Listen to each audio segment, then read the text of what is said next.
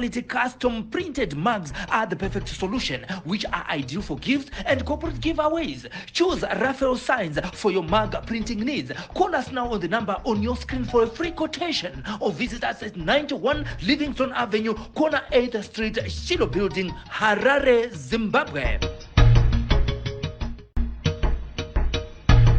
Come to Raphael Signs, where we transform your everyday moments into extraordinary memories with our bespoke mug printing services. Whether you are looking to immortalize a cherished photo, celebrate a special occasion, or promote your brand with a personal touch, our high-quality custom printed mugs are the perfect solution, which are ideal for gifts and corporate giveaways. Choose Raphael Signs for your mug printing needs. Call us now on the number on your screen for a free quotation, or visit us at 91 Livingstone Avenue, corner 8th Street, Shilo Building, Harare, Zimbabwe.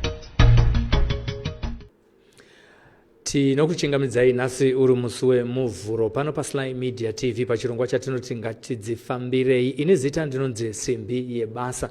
Ndinodaira kuti makanga muine weekend yakanaka, vanosapotawo matimu avo akatambawo zvakanaka, vakadyiwa aiwa, musarase mbereko nekufirwa, nekudaro ramangwana rinenge riri renyuwo. Muchirongwa chino ngatidzifambirei tinokurukura nyaya dzinoyera, dzinoshamisa, dzinotyisa dzatinosangana nadzo patinenge tichitapa nawo pano paSly Media TV. Pamwe pacho tinopinda mumajeri tichinzwa kuti hama dzirimo dziri kusangana nezvinhu zvakaita sei imomo, zvikuru sei, mapindiro avakaita, makore avakapuhwa, todzikurukurawo nyaya idzodzo tichinzwa ushungu dzavo nepavave nezvashanduka mukati muupenyu hwavo, uye nepfungwa dzavo kuti vachizenge vabuda vanezenge vachiita sei. Kumachifi tinoenda, tinoda kukuzivisai kuti muno muZimbabwe mumachifi ese zvawo munharaunda dzatigere mune machifi vanotonga nyaya dzakasiyana siyana musi wesvondo wega wega. Kazhinji kacho pamwe vanombojambawo, vamwe vachidaro. Ikoko tinoenda zvakare tinotapa nhau. Kana tinenge tasvika ikoko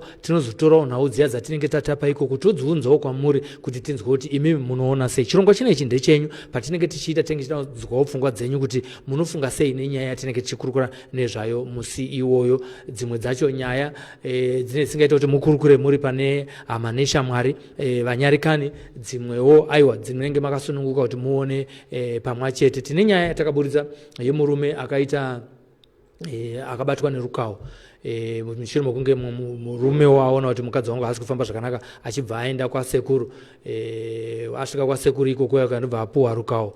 Murume wacho akanga achifamba nemukadzi wake ndobva aita amera mazamu, nhengo yake sikarudzi ichibva yashayika. Vhidhiyo iroro riri kutrenda, riripo paSly Media TV YouTube channel yedu. Uyewo zvekare harisi kubuda vhidhiyo iroro richiratidza murume uya akamera mazamu ipapo nekuti akavhara. Asi kana uine shungu yekuti unge uchiona nokuti vanhu vanofungidza kuti aiwa madhirama kunyepa hakuna murume anobuda mazamu, munogona kuonawo vhidhiyo iroro mukapinda muWhatsApp group reSly Media TV Extra. Chamunongoita imimi kuti nyorera panhamba dzichaiswa pascreen apa, dzinoti 00263719325 07263 andika 719 325 ipapa panhamba idzo dziri pascreen munokwanisa kurequesta kuti ndoda kuona vhidhiyo iroro remurume akabuda mazamu. Hataizokwanisa kukuratidzai sikarudzi, aiwa zvaizozonyanya kusvika kumberi kwacho, asi ndo nyaya dzatiri kuti tofambira panapa dzinoyera, dzinoshamisa. Tichazoya tichitaura nezvenyaya iyoyo zvekare mukufamba kwenguva. Takamirawo zvekare kuti vanhu vakachizenge vapedzerana vachizenge vari panawo, toda kuzoona kuti mazamu aya anezenge achidisappear here. Ndo dzimwe nyaya dzatinofambira pano paSly Media TV. Nhasi uno tauya nenyaya yakanyorwa patitle yatakutumira iyo iri kutaura kuti mumhuri medu tapera kufa gore negore. Gore rineri pane vatatu vatori pajana zvakataurwa mushure mekunge vaziviswa kuti wamaona ashayika gore rineri, mweya wake tinoti ngauzorore murugare. Asi kune vamwe vari kunzi vanofanira kunge vachishayika gore rino zvekare. Mhuri iri panapa yakamirwa nemusikana atinaye anonzi Sibongile, vari kutsvaga rubatsiro. Toda kuti tinzwe kuti nyaya iyi yakadzama zvakaita sei, zvinoyera zvavari kusangana nazvo mumhuri mavo ndezvakaita sei. Vanasikana vari kunzi havasi kuwana mabasa. Regai nditori mukana wokuchingamidza Sibongile muchirongwa. Sibongile, wakadii zvako? Ndiri pangu magadiwa. Iyi ndinonzi Mukoma Sly. Iwe une zita remadunhu rirwere? Ndonzi Sibo kana kuti Chantel. Oh, shanto riripo zvekare futi paikokesi kana kuti nderimwe rekuzozipawo repainstagram handiti iwo ane makore mangana ekuberekwa? Ndine 31. Alright, zvakanaka. Tauya nhasi uno toda kuti tikurukure tinzwe matambudziko amuri kusangana nawo semhuri. Tinoziva kuti mungadai mange makwanisa kunge muchiuya semhuri asi nekuda kwenguva nezvibingaidzo wakwanisa kuuyawo uri wega nhasi uno. Muri kutaura imimi kuti mumhuri menyu muri kusangana nematambudziko ekufirwa akanyanya zvakadii uye akatanga zvarini? Ngatitangei nepaakatangira kana uchiri kurangarira. Akatotanga ndiri mudiki ndichitori kuprimary. Each and every year panofiwa ende vanhu vakawanda vafa, tatosara tiri vashoma so far, tiri vashoma. Ngatitarisai kuti panoshaya munhu gore negore, pane zvakafanana here zvatinoratidza kuti vanhu vari kutorwa nedenda rimwe chete? Yes, because vanhu vacho vanofira mumba, vashoma vakafira kuhospital, vanofira mumba vanhu vacho, like varohwa nezvinhu, saka hatizvinzwisise kuti zviri kufamba sei. Vese vari kuita zvokuti vanosangana nedambudziko rokuti vanorohwa nezvinhu? Yes. Vese zvavo? Yeah, vese, most of them. Dambudziko rinonyanya kubata kuvanakomana kana kuti vasikana? Kuvana vasikana. Vana vasikana? Yeah. Zvikureva kuti pari kusvika pari zvinezvi makutogara makabatira upenyu hwenyu mumaoko chaimo zvakutyisa. Gore rineri akashaya gore rino akashaya rini? Akashaya musi wa4 July. 4 July mwedzi uyo unoyo? Yes. Anga akura zvakadii? Anga vangwani 43 I think. Yeah. 43. Yes. Anga ari mwanasikana kuti anga ari mukomana kuti musikana? Yeah. Vakasiya vana vakadii? Vakasiya vana 5. Vana 5. Vanga vachiri pamurume zvavo? Yeah, vanga vachiri pamurume wavo. Yes. Alright. Isusu tiri kutarisa kuti iwo mumhuri menyu sekutaura kwaita kuti makawanda, pakamboiswa here musoro pamwe chete kuti munotsvaga kuti vanhu vari kurohwa nezvinhu kana kuti zvivanda zvishiri munozviti zviri kunzi zvii? Vanhu vacho vasara havasi kusimudza musoro, vari kutosimudza musoro tisu vana vadiki, ende mukafamba munonzi toda vanhu vakuru havakwanisi kutibatsira because tiri vanhu vadiki, saka vanhu vakuru havasi kusimudza musoro. Vana vadiki vachona mimi kwamakaenda hakuna akakubatsirai zvachose achitoti muri vana vadiki? Vanotoramba vachiti maita vana vadiki panyaya dzacho. Ngatitarisei pane hama yedu yakashaya musi wa4 akatora nguva yakadii asati ashaya mushure mekunge asangana nedambudziko rokuti arohwa kana kuti nedenda rezvishiriri kana kuti rezvivanda? Vakaita 3 days vachinzi vari kutemwa nemusoro. Denda nditori kumba kwangu ndakazongonzwa kuti munhu makuseni kuma6 ndopavashaya.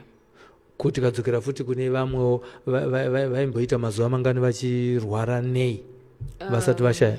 Like pane cousin brother yangu vaisarwara vakangomuka vachigwina like varohwa nezvinhu, makumbo akaita kupesana, vabva vanzi vaendeswe kuclinic, vabva kuclinic vabva vanzoendeswa kuHarare hospital, vari murodi kuenda kuHarare hospital tatanzwa foni chinzi vashaya. Okay. Alright, katidzokerei zvekare tichidzokera kune vanhu vazhinji vautaura kuti vatoshaya vakawanda tasara tiri vashoma. Ungaexplaina here vauchiri kurangarira one by one kuti chii chaitika vasati vashaya? Apa wataura zvevaviri? Vamwe vacho amenino angu vakaita accident paHighland apo, vabva vatofira ipapo, yanga iri Sunday makuseni, vabva vaita accident, vabva vatofira ipapo. Then vamwe vacho vakarwara, saka vairwara nei? Kana uchiri kurangarira? Pane chinhu chandiruma, ndakangonzwa kuti vakati pane chinhu chandiruma mumusoro. After that vabva vatotanga kurwara, saka vanhu vaisa vatora serious kuti munhu ari kutaura chokwadi kana kuti munhu ari kunyepa.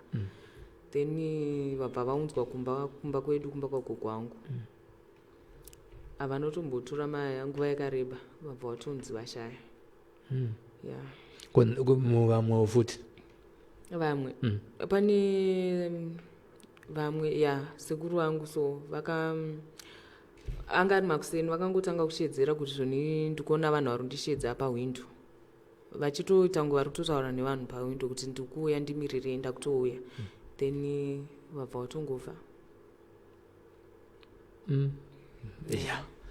Dambudziko riripo zveshuwa. Vamwe futi wataura kuti vakati wande apa tinoda kuenda kuti tinzwisise udzamu hwedambudziko renyu uye nekutiwo vanhu tinoziva kuti vanhu vakawanda vanoenda kuzvipatara vamwe vanogona kurwarira mumba so far ndiri kuona kuti vanhu vese vauri kutaura vanorwara kwenguva pfupi. Ya varware kwenguva yakareba.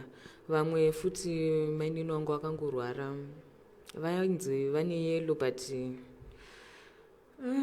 vakafira futi mumba havatombotori kana wiki vachirwara vanhu vacho. Pana atambonofira kuchipatara here? Akanofira kuchipatara ya vanenge varipo vanenge varipo ya but vazhinji vacho vanofira mudzimba. Alright, makuwa anoti chii? Tiri kuziva kuti wataura iwo kuti hamusi kukwanisa kuenda kunoningirika kunovhunzira kana kufambira zvinotaurwa kuti kana munhu achinge ashaya vamwe vanofambira nditi vatu vamwe kumapostori vamwe vanoenda futi kudzin'anga kwana sekuru asi iwo kunzwawo zvichingotaurwa vanhu makadziya moto muri pamasofa murumba muchiona TV vanhu vari kuti zviri kubva kupi? Vanhu varitoshaya kuti zviri kubva kupi vatoshaya kuti zviri kubva kupi ndo zvinhu zvatoda kunasoziva kuti zviri kubva kupi. Pavanhu vakuru vese ava hapana akatomboda kutora initiative yekuti aende kunonzwa kuti zvakamira sei? Vana mai vana baba varipo here? Baba vakashaya Longback. Vakashaya Longback. Ako amai? Amai varipo. Kumba kwenyu kune vanakomana here vakuru kwauriwo? Ya variko. Okay, vanakomana ivava hatitarisire here kuti vanhu vanogona kunge vachipindawo mumatare? Vazhinji vacho vamwe vari kuSA. Okay. Kumba kwedu uko kune vadiki. Alright. Ngatitarisei kune mataura zvekuti vanasikana havasi kuroorwa nditi kuvanakomana upenyu hwavo hwakamira sei? Vanakomana futi dzimba dzavo hadzitombolasti. Imbotaura tinzwe tiri kuarea iyo yedzimba zviri kufamba sei? Ukapinda wati havalasti handiti? Ya like vakaita vakadzi like akaita mukadzi handiti havatombopedze mayezi vari vese vanorambana tora mumwe mukadzi zvoramba zvichingodaro ya pamwe tipe vanenge inenge ingori wrong choice? I don't think so because hapana ari mumba like imba iri stable. Pakaita munhu anenge ari mumba chaichaika mumba macho munenge musina peace muzere nekunetsana chete ivo hanzvadzi dzako ivo hapanawo here makuhwa ekuti vakamboedza kuda kufambirawo ita kune yekufirwa yanditi kuita yekusagara nemadzimai pana akambodzifambirawo here uchinzwawo nemakuhwa iwo tisingataura hedu mazita vachiti vari kunzi chii chiri kukonzera kuti ivo vasagara nevakadzi? Zvaingonzi pamba pedu pane zviripo here saka zvimwe zvacho havakwanisi kutiudza because vanenge vachiti tiri vana vadiki. Okay. Vanovaudza vachona haunawo here semusikana wamukuru wakureka wayaruka dai wangaone musoro pamwe wato nevana vatatu havakwanisawo here kutaura kuti vanhu ivavo vari kuvabatsira vari kuvaudza kuti pamba pane zvinhu kuti ivo vagone kuuya kuzozvibvisa? Pane mumwe madzibaba vakambouya kumba kwedu vakabvisa something ende pavakabvisa ipapo waivepo here pakabvisa? I was there. Chii chakabviswa? Vakabvisa kamwe kanhu kanenge kagonzo like katikitiki so kaitofema kanhu ikako ende ivo vaiti chikwambo here I don't know. Saka pavakabvisa ipapo ende avakati chikwambo chani? Vakataura havo zita asi? Havana. Havana havana. Pavakabvisa ipapo before vabvisa every year vanhu vaifa every year then pavakabvisa pakatomboitawo mamwe mayezi pasina kuzofiwa then zvabva zvatanga again yeah. Baba ava vachawanikwa here kuti tigone kuenda kwavari tonosvika kuti nyaya iya yamakambotibatsira yatanga futi? Baba ava vanowanika zvavo but vanobhadharisa? No, ihama yasiso wangu kwakarorwa siso wangu. Yeah. Alright. Ngatitarise manje apa tataura nezvekuti vanakomana havasi kukwanisa kunge vachigara mudzimba nemadzimai avo, panoitika mabongozozo, pamwe pacho pane here kuti varambana, tingati hanzvadzi kana kuti hanzvadzi dzako dzichitaura kuti ndahurirwa, kana kuti vana varoora vakwewo, munozotaurana kaivhin after vaenda kuti hanzvadzi yako ngasingaite pavasikana apa tete kandakatoona kuti zvichaite. Ndezvipi zvinotaurika after? Pakuhurirwapo handisana mudzi wachiti mukadzi wangu andandi naye ndambata kungonetsana kumwe kuya kungori kusanzwisisana, then munhu otongopika mabhegi otoenda. Yeah. Alright. Munozowana here mukana wekuzotaura nevaroora vako iwe? Sivo. Sivo. Atoita wakafola apo uchiti nai muroora ko hanzvadzi yangu ndoyakutadzirai here muchida kuedza kutsvagawo kuti chii chiri kunetsawo? Handi une concern yekuti hanzvadzi dzako dzigare nemadzimai? Pamwe pacho pane vamwe vacho vakatoenda neni taisatombowirana, saka kana nenhamba kana nekutotaura navo. Saka rati mweya uri kutounza even ruvengo pakati pevaroorana natete? Zvinowanika haizvozvo manje. Tinamboti timboshopera ini newe. Unofungidzira chii chikonzero chinoita kuti musawirirane kana kuti nevaroora, kana kuti one wacho wasina kuwirirana naye, kana two hameno chii? Handizivi hangu kuti chingava chii. Pamwewo ndosingadi kutaura nevaroora vako? I think chinhu chinoitika ndechekuti muroora akatongoshungurudza hanzvadzi yangu, kwandiri inenge yato enemy. BP inokwira? Yes. Une here? Ndoira mwoyo. Unoira mwoyo? Hana mwoyo vanhu vane mwoyo wakanaka? Yeah. Vakasiyana nevamwe vatonzwa handichataura vanenge hanzvadzi dzangu ina. Alright. So tichitarisa manje kuvanasikana, apa totarisa kuvanakomana handiti imataura kuti vanasikana dzimba hadzisi kutangika? Zviri kutoramba. Kana uchiti zviri kuramba, chii chamakaedza mukaona kuti zviri kuramba? Unogona kutodanana nemunhu atori serious newe, otoronga zvekutovaka chaizvo, then from nowhere munhu otongodisappear, anenge akutochinja, anongosviba mwoyo. Yeah. Saka hakusi kuti mimi ndimunosarudza criteria yevanhu vari munhingimu vekuhollywood? Kana wozikava vasikana anzi zvomuri kuda munhu anenge achinzi ane cash, ane car, ane career, ane hamene mamwe masiya acho kuti ainonzi chii, ndakadzwa kuti kunotori nema5Cs anotaurwa nevakadzi, zvokuti kana usingakwane mucriteria iyoyi unenge utotaura kuti vasikana kapa munombotisema vakomana mutarisa kubva kubvutsa kuti yakapfekwa naSylvester nebhandi nebhiloti raakapfeka nomutanga kuti unondipeiwo. Hamusi munosarudza stereke? Inini hangu kuside kwangu handisarudze, ini ndongoda munhu anondida chete. Okay. Zvimwe zvese zvitozotsvaga, because unogona kuda munhu ane mari dzake, ane mota, ane everything, but usingazivi kuti azvoana sei. At least mukatangirana from zero muchikura mese. Mazuva ano vasikana vaakutotanga futi vakomana, hapana here wakamboona here ukati ndakufarirai? Handina. Unonzi waka vasikana vatotaura kuti vasikana unosvika kupi nekunyara bheta kana inini hangu handiti izvozvo. Hauita hako izvozvo. Aiwa kutamba zvedu kuti timbobvisa pfungwa pane nyaya dzatiri kusangana nadzo muupenyu, hatisisi kuti tiri kuseka nhamo serugara, asi kuti tiri kuita kuti nyaya yedu inatsotambanuka. Wataura izvo zvokuti munhu anongosviba mwoyo, ndo zviri kuitika here kune vasikana vese? Kune here vanogona kutombopinda mumba? Vamwe vanopinda, yes, but vachibuda again.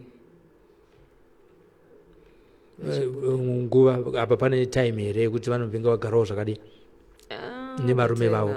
Patime apo handizoona. Ende kana vachinge vapinda, vanenge vapinda zvokubvisirwa mari here, kana kuti vanenge vaita elope, kutiza mukumbo? Vamwe vanobvisirwa, vamwe havabvisirwa.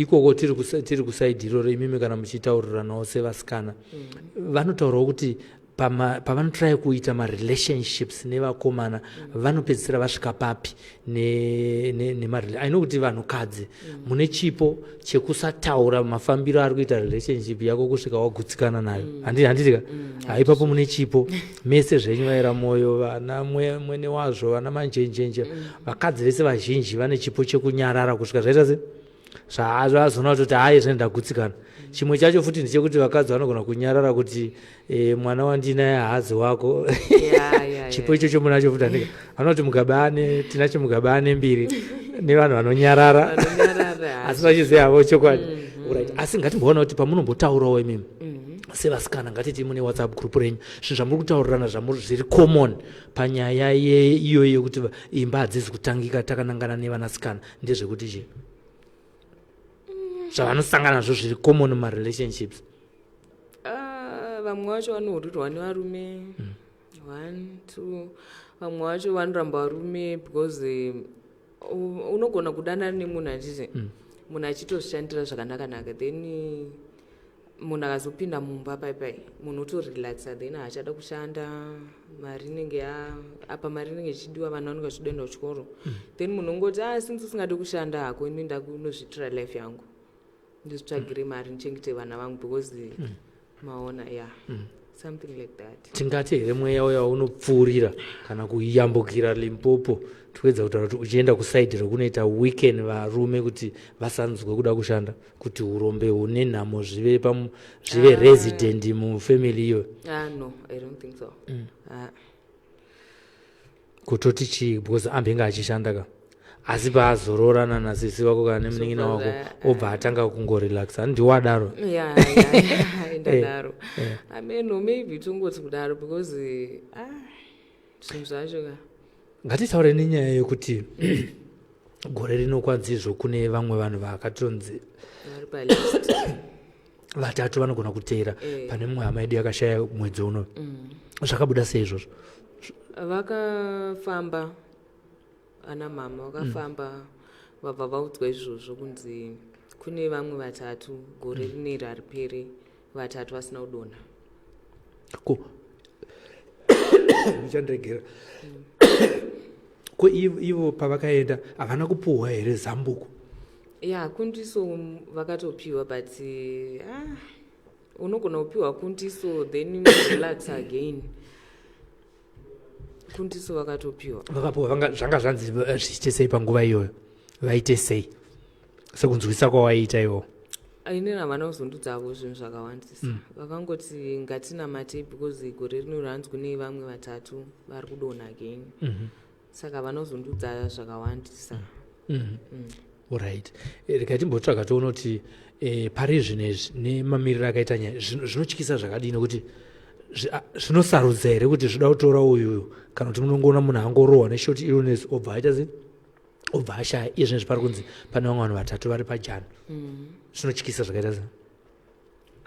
Zvinotyisa because hazvisarudze kuti uyu kana kuti uyu unozongoona kuti munhu marwariro ari kuita ka pamwe pacho unotoona kuti hapasisina because kana munhu asati arwara tinenge tichironga kuti zvone zvakafanira kuti inini ndototaura kuti inini mukandiona ndarwara kamunondiendesa hangu kuchechi musandiendeso clinic then munhu paanongorwara chete vanhu nzira yekuenda kuchechi havatoioni vanotongona ichi yekuclinic. Zvoti pane mweya unodzimaidza vanhu kana yasvika panguva yekuti musaronge zvinhu chimwa chete chinobudirira. Iwo uri kutya zvakaita sei? Level rekutya riri mauri rakamira sei? Ndini hangu ndikutya because ndine mwana mudiki akura zvakadii ane 8 years saka ndikutotyira mwana wangu kuti zvikazoitika kwandiri handiti mwana wangu nomusiya nani saka ndikutotya zvekutodaro. Ndosaka wazofunga kuti ukontaktiwa neSly Media? Ndosaka ndazosimuka ndati rege ndimbodzifambira nekuti vamwewo vakanzwa nyaya iyoyi vari kuti chii family kwenyu ikoko?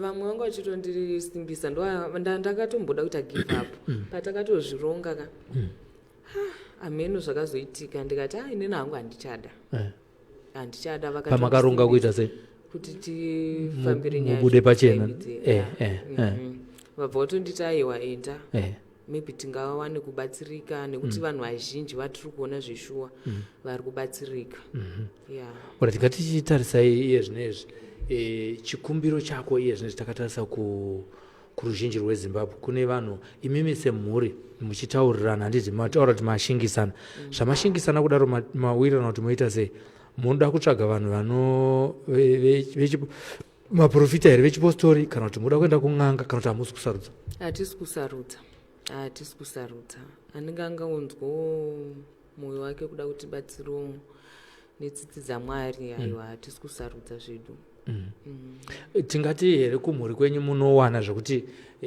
pane vanhu vanobatsira vamwe vacho vanombouyawo vachitora vanhu pano paSly Media TV mari yacho yekuti muvabhadhare dzinenge dzichiwanikwa here mari dzematare mari dzekuzonzi mubatsirwe zvinowanikwa here muri vanhu vari kushanda here mufemiri menyu tanzwa nhamo yekuti munosangana nerufu neurwere mufemiri medu munhu anotanga aine mari anotanga ari rich then kekupedzisira kacho anopedzisira kugara kana kumba kwagogo asisina anything anotengesa property yese usara ari munhu asina chinhu vamwe vaitozogara mukapaki chaimo vasisina kana chinhu zvinotanga uine mari then uzongopedzisira wato munhuwo zvake saka tiri vanhu vaive vekuti hapatobatike chinobatika ukatraya kuita ichi zvinogona kuita 2 minutes zvozongovhara saka ende kubatana futi vanhu vacho havanobatana mumwe nemumwe anozvitira zvake mumwe nemumwe anozvitira zvake saka right tichipeta chirongwa chedu chinechi chinhu chiri kunyanya kukubatai semhuri kuti chibatane nekukumbira kwamuri kuita rubatsiro nekufirwa kwamuri kuita kumba kwenyu kufemili kwenyu nekusavakika kwedzimba kwevanakomana uye zvakare nevanasikana tingati chii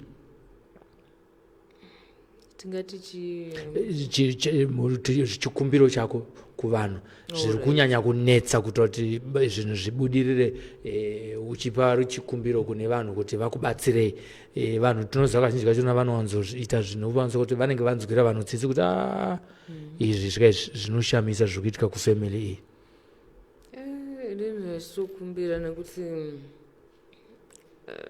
vana vari kungosiwa dzingori nherera vamwe vacho vanotosiwa vari vadiki votokura pasina munhu anokwanisa kuzovaendesa kuchikoro alright nekuti vanhu vacho vanogona kukuda amai vako vari vapenyu then amai vako vakazongonzi hapasisipo wakutozvionera apa munhu unenge uri mwana mudiki otozoita zvimwe zvinhu zvausingafaniri kuita because of situation handiti alright rikatibotora commercial break todzoka tichipedzisa chirongwa chedu chinechi vateereri tiri pachirongwa ngatidzifambirei. Let's take a short commercial break.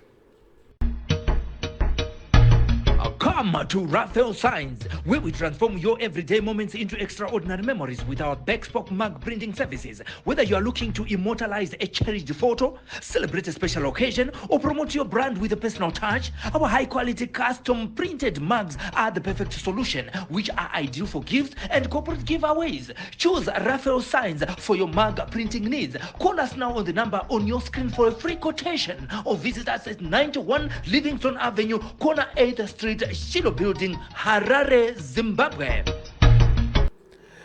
Vateereri tiri muchirongwa ngatidzifambirei pano paSly Media TV. Mazuva ano tiri kufamba nepromotion zvekare winter video advertising promotion yekuti imimi kana muine video yenyu ine duration inosvika 30 seconds munokwanisa kuuya nayo kuno kuSly Media TV kuti tichizokuadvertisai kuma platforms ese atinawo zvinenge zvichingoda kuti ubhadhare mubhadharo we$20 pazuva, $20 per day.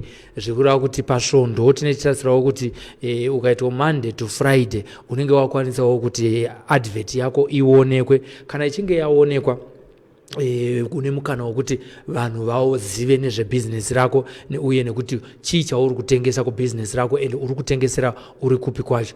Belief yedu ndeyekuti every day ukanga uine advert yako seyamabva mukuonai ichiplayiwa paSly Media TV pamaya tinozobatanidza nemaviral videos edu pese patatora nawo tinozobva tazotora advert yako toibatanidza nenhau dzatinenge tatapa dziya mavhidhiyo edu unoona kuti pamwe after 2 days inenge yapfuura 20,000 zviri kuti kana waadvertise musi weMonday bhizinesi rako razivikanwa nevanhu vanosvika 20,000 uyewo zvekare advantage yatinoita ndekuti vhidhiyo yako kana tina video advert iroro tinoriisa kwekutanga kwestori yedu zvekuti hauzouya uchiti vhidhiyo rangu ndakariisa harina vanhu vakariona ndosaka tichiriisa kwekutanga kwevhidhiyo yokuti kana tikaona vanhu vachinzi vaonekwa 80,000 kana 50,000 vaona vhidhiyo rataposta iroro unenge uchiziva kuti aiwa vanhu vakaona bhizinesi rangu kuti ndinoita nezvei.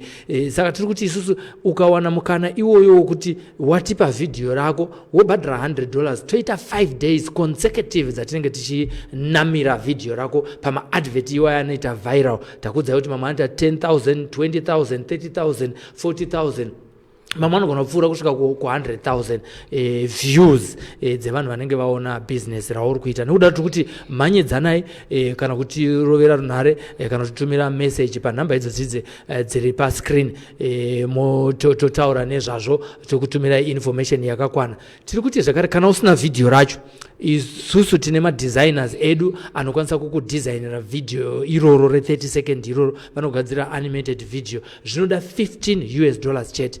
$15 iyo inobva yakugadzira kavhidhiyo kari 30 second ndokatinozonamira pane mavhidhiyo enews atinenge taita tatapa pano paSly Media TV. Imwe advantage iripo ndeyekuti mavhidhios edu isusu akwanise kuskipwa nemunhu kuti after 3 seconds kana kuti after 4 seconds skip this video aiwa munhu ane mukana wokuona vhidhiyo rako rese kusvika raita se rapera. Nekudaro mukana wokuonekwa uriko uyewo platform yedu iri kuonekwa munyika dzakasiyana-siyana. Kana uri mabhizinesi ari kuSouth Africa uchiziva kuti unokwanisa kutengerwa navanhu vari kuZimbabwe pano ndepekuadvertisa. Kana uri muno muZimbabwe uchiziva kuti bhizinesi rako magoods and services aunoita anogona kutengwa navanhu vari kuSouth Africa pano ndepekuadvertisa. Kana uri kuUK uine mabhizinesi ako aunoita pamwe ingave shipping pamwe kune vamwe vari kuda kuti vanodhirira maboholes evanhu vachiziva kuti maclients avo vanogona kuvaona kuUK pano ndepekuadvertisa. Kune vanhu vari muconstruction industry vari kuvaka dzimba dzevanhu vari kuvakira kana vanhu vari kudiaspora vanoita kana plumbing vanoita kana kuti maelectricians vanoita tubing mudzimba dzevanhu idzodzo vanopenda mudzimba dzevanhu vanoisa macarpenters vanoturika roof. Munhu wese ane business rechaari kuita ndo watiri kutaura naye kuti uya ugadzirwe vhidhiyo ye30 seconds kana usina. Asi kana uinayo unongotiunzira yauinayo. Ndo promotion yedu ino yatiinayo iri kusvika kupera kwemwedzi uno waJuly. Saka tiri kuti mhanyedzanai promotion ichiripo.